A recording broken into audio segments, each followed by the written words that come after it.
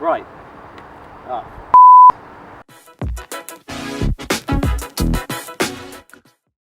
Right, so my first car review, my own car, the John Cooper Works Mini. I've had it for about a year now almost. I thought it's the best time to do a review on a car. I'll probably start my career in motor journalism now. So we've got the car just over there.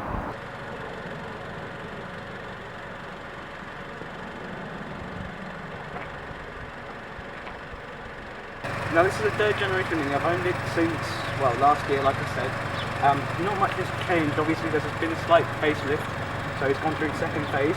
So the noticeable difference with the new one and the old one is probably the new headlight, so it's kind of blackened out here, and you've got full LEDs instead of just a part LED round.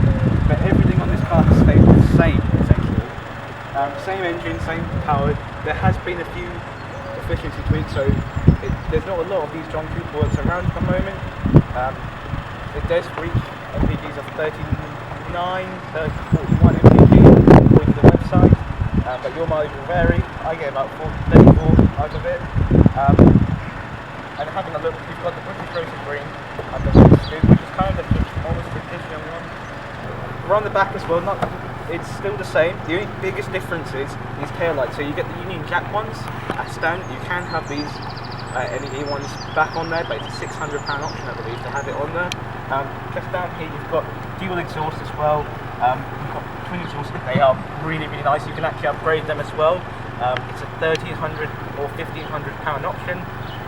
Kind of actually illegal. You have a little Bluetooth button that you press and it opens up the exhaust. Now I've just got the standard exhaust because that's all the fun I really need in my life, and can't afford 1,500 or 1,800 quid at the moment. But having a look at the back, you've got a decent sized boot as well. It is a Mini, so yes, it's gotten bigger, but it's still a small boot. So as you can see here, I've just managed to fit 2 bags in there. My personal bag and just a cleaning kit in there. You do have some extra space just underneath as well.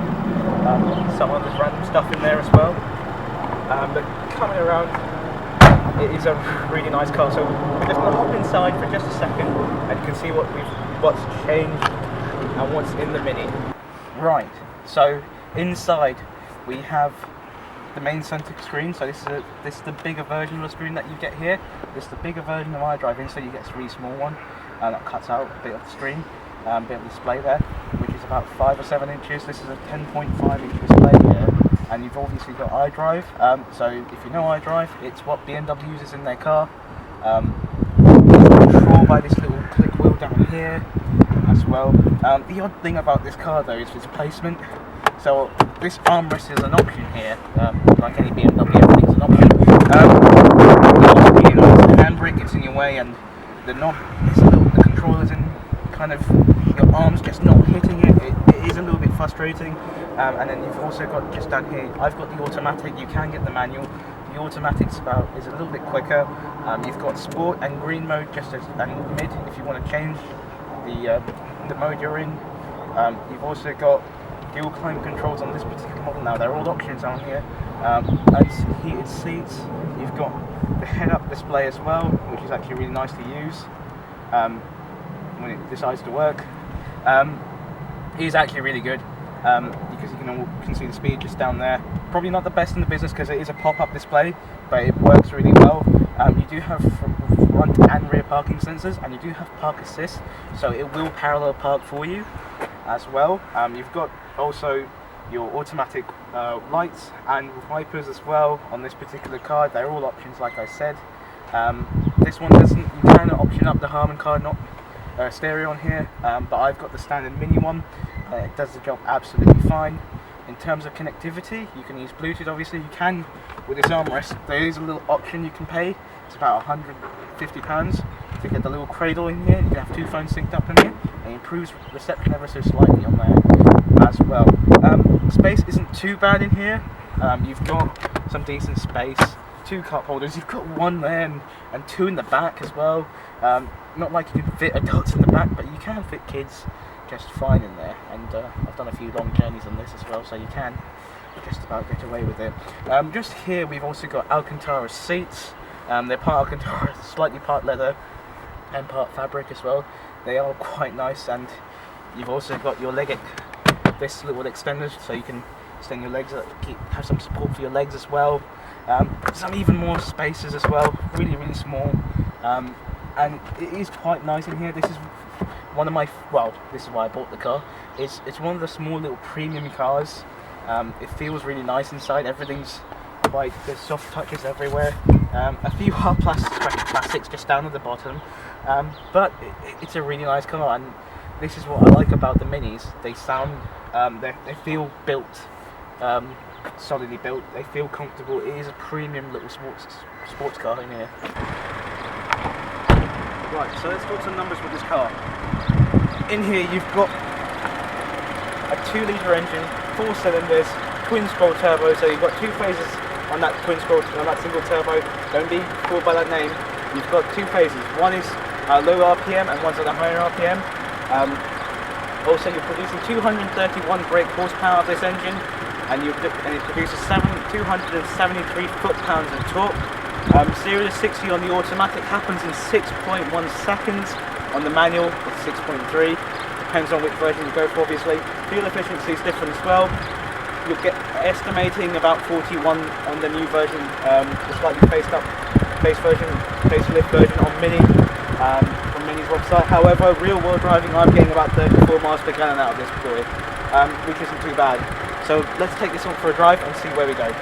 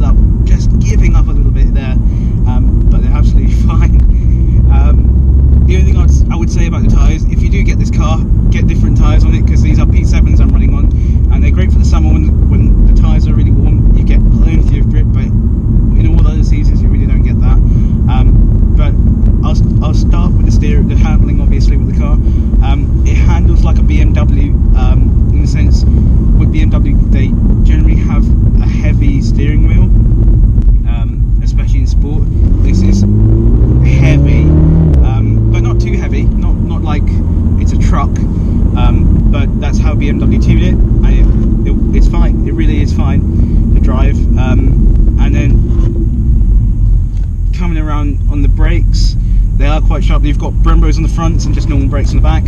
They do really well in terms of braking. No issues at all. This has plenty of stopping power as well. In terms of power wise, power delivery, you get so much power out of a 2-litre engine on the John Cooper Works. It is 231 horsepower. I don't know if you can hear that, but it's actually popping and banging just there at the back, and it is insane. It really is, and power just comes on sport all the time. I wouldn't leave it on sport all the time. Actually, I'd probably leave it into normal or even green, which I'll do now, and things just calm down a bit more, so it's a bit more torqued. Steering's a bit lighter on mid, which is normal mode, and with green it's really torqued. The problem I have with probably the green mode, which is what you'd probably use for kind of driving around, especially if you use this as your daily driver, like I do. I do a lot of miles. I used to do 10 miles back and forth, so 20 miles a day, going up and down to just going out, and it works really well in green. It saves a lot of petrol for me. I'm currently averaging about 34 miles per gallon. Like I mentioned before, the average is about, what Mini estimate is about 41 now on the slightly revised John Cooper Works. Obviously this is the other one, which was 49.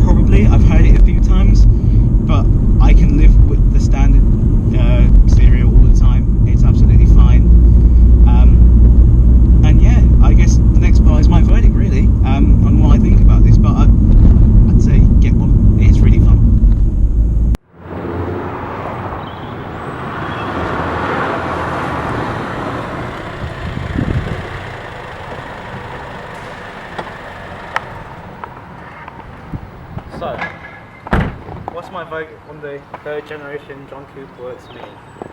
Well, I just say go ahead and buy one. They start at about 24 grand. You can spec it all the way. I recommend you do spec it up all the way, as it is a BMW Mini. Spec it up all the way. It's up to you if you want the automatic or manual. I do love the automatic. I'd love the manual as well. I have driven it once and twice. It is absolutely fine. But obviously I think the manual is better suited for this car. So if you're a person that has a midlife crisis, go and buy an automatic. If you're me who's 21 or a little bit younger or older, go for the manual. It's definitely much better. That's it from me. Thank you. Bye bye.